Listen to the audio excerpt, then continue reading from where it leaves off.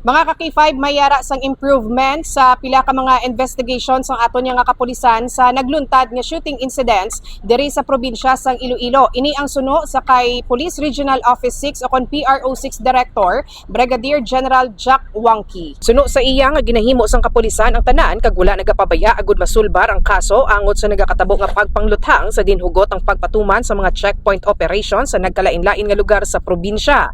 Aminado man si Wanky nga ginakabalak-an nila ang sunod-sunod nga shooting incidents nga nagluntad sa probinsya sang Iloilo. Samtang ginatagan pagtamod man sini nga nagnubo ang kaso sang shooting incidents sa isla sang Panay kag Guimara sa subong nga period sang 2025 kung ipaanggid sang tinalikdan nga tuig. Ang shooting incident natin, if we go by the statistics, we see an improvement, we see an improvement.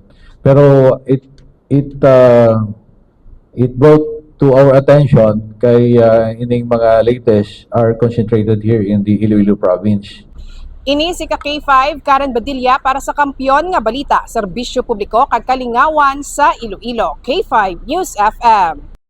This news is brought to you by: do you feel tired all the time? Do you have frequent infections? Do you have always cold? It's a sign of low immune system. Boost your immune system with Clinica D3 Bio, antibacterial, natural antioxidant, immune system booster. Clinica D3 Bio has vitamin D3, lauric acid, and monolurine to fight against all viruses. Try Clinica Vitamin D3 with Coccus nocifera.